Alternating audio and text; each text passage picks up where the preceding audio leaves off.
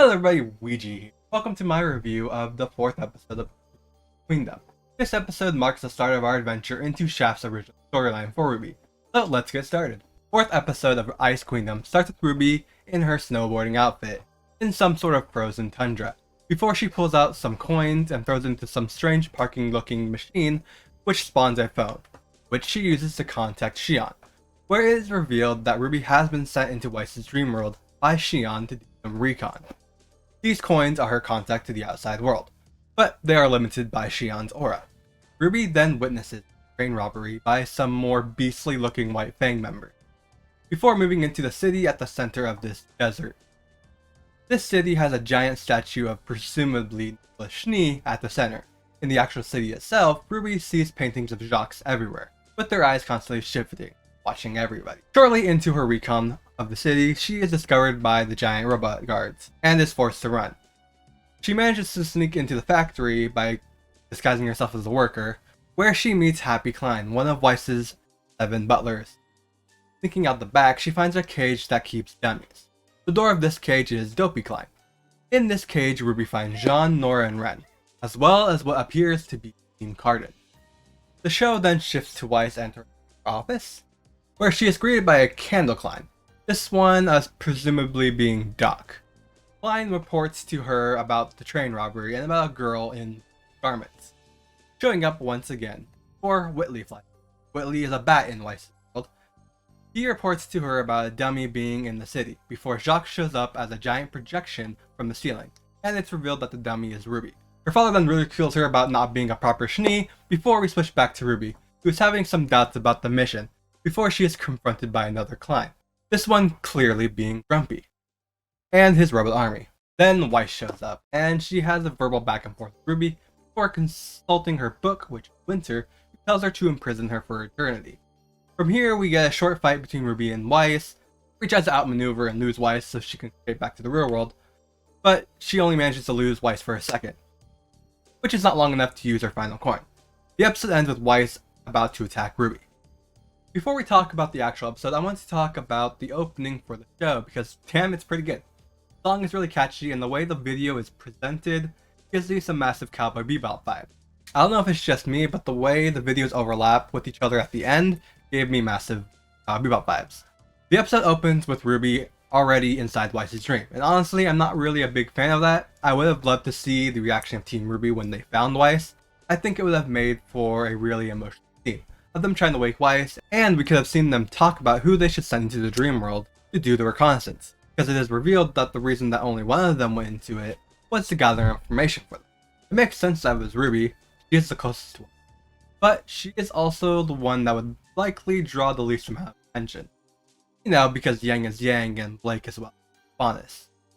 Speaking of the Faunus though, not long after our journey starts, RWBY runs into the White Fang, who are attacking a cargo train, and man, do the Faunus look more beastly in Weiss's dream. It's explained later that the way everything and everybody looks is affected by Weiss's view of them. So the White Fang being more animalistic is a symbol of how Weiss views them as no more than just mindless. They don't even talk, they just kind of growl. And the way they raise their flag is very barbaric. Oh, and while we're talking about the way people's look change based on Weiss's view, let's talk about RWBY. As we know, in this world, RWBY is dressed like a snowboarder, and this confused a lot of people. Why a snowboarder? Some people speculated that it was Weiss viewing her as a child and immature, and while I think that is part of it, I think the main reason for it is Weiss's impression of RWBY being that she is reckless and careless. Think about it. Weiss grew up in this frozen wasteland, so it's likely snowboarding would be a common hobby for people to have. It's a dangerous sport that is viewed as rather dangerous, so Weiss links RWBY with snowboarding due to the similar reckless natures of the two. Moving on, we have the city that RWBY finds in the dream. So first of all, the city is kind of set up in a way that reminds me of Attack on Titan. I'm sure the city represents Weiss's heart. We have the walls that she has set up around to protect it from the outsiders, people she doesn't want in. It even has spikes and barbs to keep things out, which represents her attitude, and everything outside of the city being a snowstorm is indicative of her cold front she puts on to protect herself. In the center, we have a giant statue of her grandfather, which is telling of how important her grandfather is to her. He is part of the core of her heart, someone she clearly admired by how big he is. I love the design of Weiss's dream world. I feel like it perfectly represents her inner turmoil, as well as her heart. One thing I forgot to mention that happens earlier though, is when RWBY first enters the world, she finds this sign that has like 10 different arrows pointed in different directions, which is just a perfect representation of the mess that is Weiss trying to navigate her own feelings.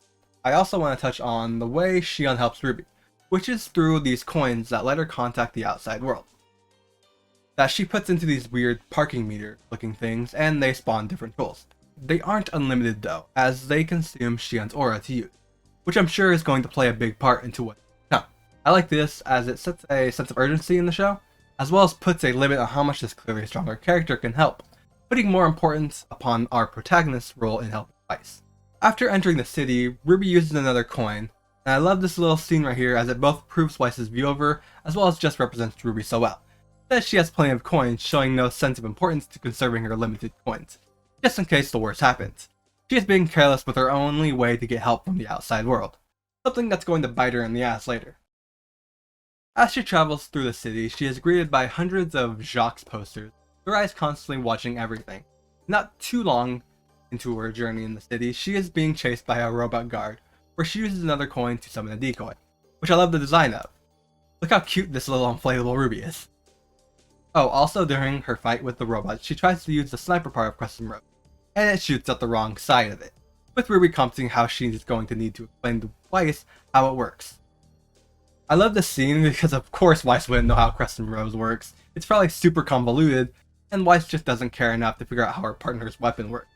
That, or maybe Weiss's knowledge of weapons isn't as vast, or maybe she isn't as smart as we would like to think. Either way, it's a great little moment.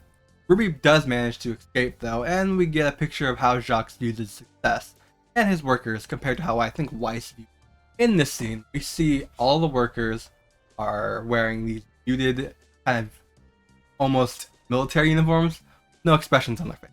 And they come out of these like shipping containers, multiple at a time. In the factory, in the factory itself, we have these Jacques statues talking about how much fun making dust is. And then we have Weiss's voice cutting in, telling them they are the true pride of the company. A little later, we meet Happy Klein, one of Weiss's 7 butlers, which is both a cool reference to the fairy tale Weiss is based on, and shows that Weiss views each of Klein's personalities as their own separate person, I think. Klein mentions that the father believes the best way to grow the company is through cheap labor. So Jacques views the workers as just these tools to grow his company, people to do labor for the cheap. This bleeds over to Weiss somewhat, as this is her world, but her words do show maybe this isn't the entire truth, as she calls them the true pride of the company. I think Weiss also views the workers as the lifeblood of the company. After all, without them, there is no company. A viewpoint she likely got from her grandfather. There's a lot of contradicting things in this. I think that's because Weiss doesn't really know how she feels on things. From here, we move on to the silly jails. As RWBY is leaving the factory, she runs into Dopey Klein, who is the door to a jail called the Silly Jail, which stores all the sillies, the people that Weiss deems as certified dummies, as the #1 rule in the Empire is to not be a dummy. This is great. I think it shows a more childish side to Weiss, as their biggest rule is to not be a dummy, a word that in itself is a bit childish. To Weiss, this is the worst thing that you can do. Klein goes on to explain that inside the jail is fun, warm, and safe, which are things that Weiss would probably deem are for dummies. Things that you don't need. Things that are for children. John, being one of the inhabitants of this jail, makes perfect sense. He would be the model person for whom Weiss would view as a dummy. Team Cardin is there as well, which is a nice touch. Their boorish nature would definitely be something Weiss would hate. I don't know why Ren is there. I feel like him and Weiss would be pretty chill with each other, but maybe it's his association with Nora that lands him in. Only a dummy would be friends with a dummy after all. He is a dummy by proxy. While RWBY is walking around, we see Shadow People. Now this could be a cute reference to the first season where the background characters were just shadowy figures, or it could be how Weiss views the Legion society, just floating around talking about useless rumors, as we see with these 2 women talking about the planets. This could check out because in Volume 5 we do see how Weiss doesn't really like Legion society. Next we get our first actual scene with our alternate Weiss, where she enters her office followed by a robot dog. I don't know why the dog is there, maybe it's something she always wanted as a child but never got, so she has one in her ideal world. She is decked out in her new outfit, bearing no scar. She is her ideal self. We get to see most of the Shnees here aside from Winter. I'll be talking about Weiss's view on her family a little later. There are two parts in this scene though I want to focus on. First is when Klein reports about the White Fang. We get a mention of a White Fang member in black garments. Clearly Blake.